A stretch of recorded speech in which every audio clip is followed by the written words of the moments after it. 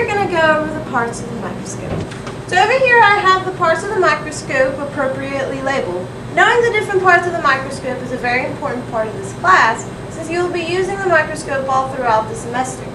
Now if you notice, the eyepiece lens is already labeled with a power of 10, which means that anything that you look at with the microscope eyepiece alone is going to be magnified 10 times its original size. You have on the objective lenses located here on the turret part of the microscope, which revolves.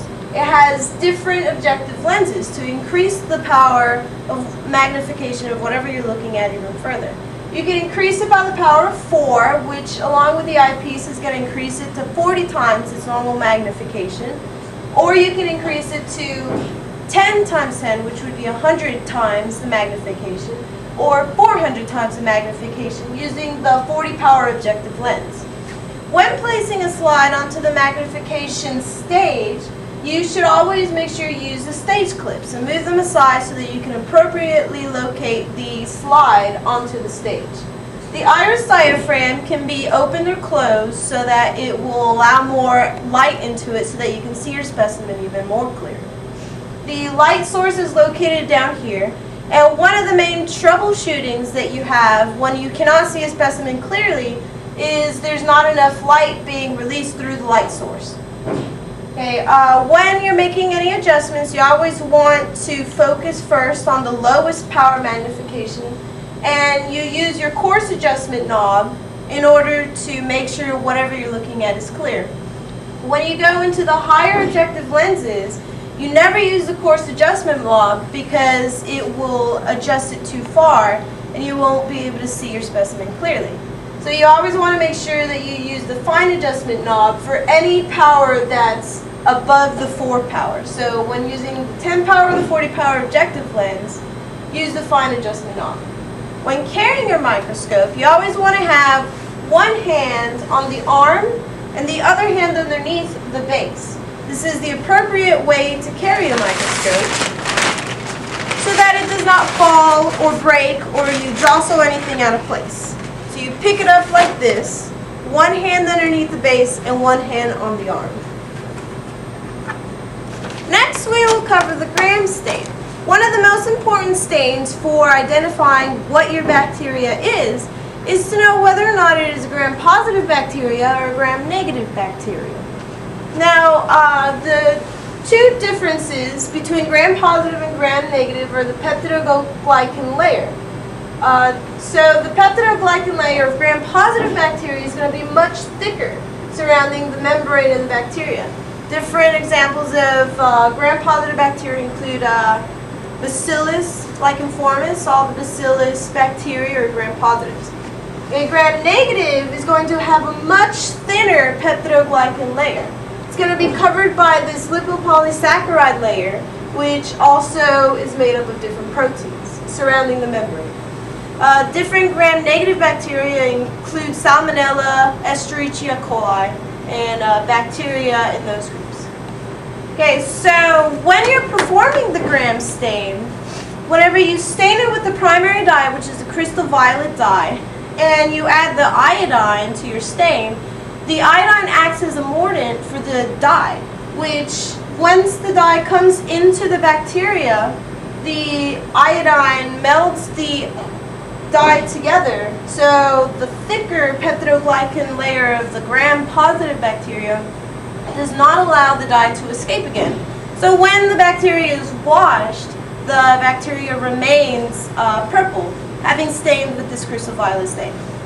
The gram-negative bacteria, however, because it has the much thinner peptidoglycan layer, once the iodine acts as a mordant for the dye can still escape because the peptidoglycan layer is so thin that it easily crosses out of the layer.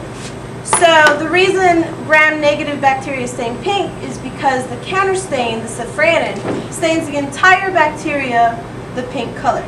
So this is how you tell the difference in your bacteria of if it's a gram-positive or a gram-negative. The final test that we will be performing today is the serum sensitivity test. Now you may be asking yourself, what is serum? Well, inside of your blood vessels, there are actually many different components other than just your red blood cells.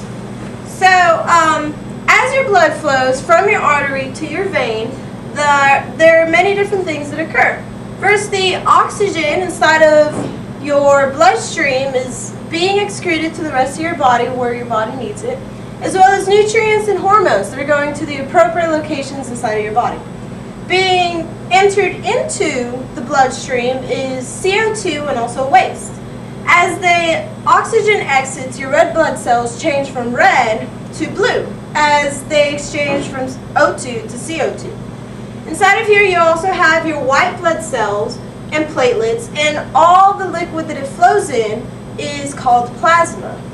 So serum has all of the same components of plasma except for fibrinogen.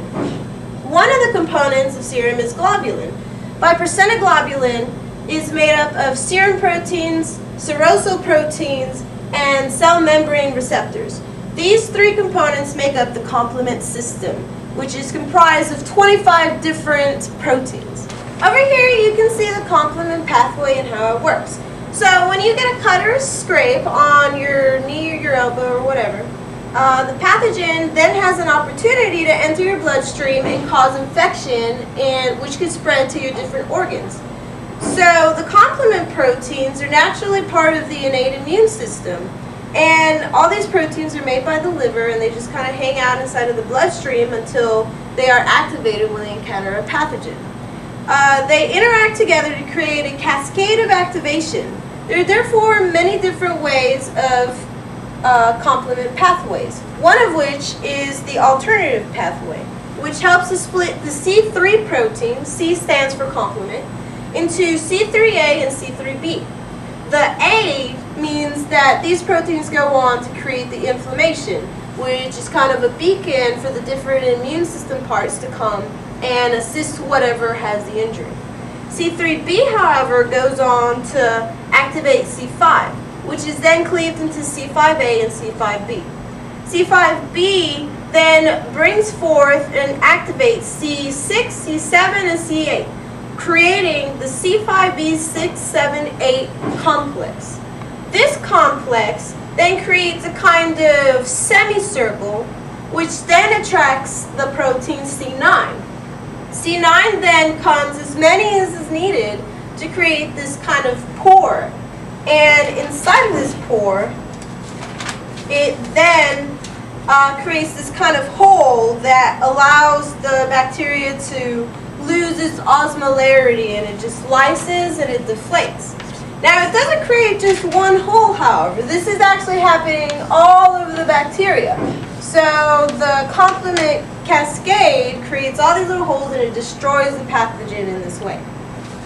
Okay, so in the experiment that we're doing today, you're going to see if your bacteria is sensitive or resistant to the serum. The way that we do this is we're going to take 2 test tubes of the PG broth. One will be labeled as control, and make sure you label your other one with your isolate name. You're going to inoculate both the PG broths, which contain serum, with your bacteria or with the control.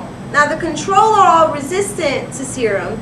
Therefore, when you're deciphering your results, you'll check to see if there was growth in the control and as well as growth in your experimental bacteria test tube. Okay, so in the control, if there was growth and your experiment had no growth, it means that your experiment was serum sensitive. Because while the control can grow perfectly fine as it is serum resistant, your bacteria, if it cannot grow, it means that it cannot withstand the complement cascade, and therefore the bacteria was killed.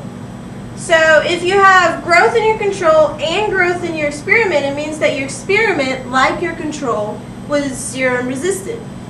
If you do not have growth in either test tube, it means that there was some cause of error which will lead to troubleshooting.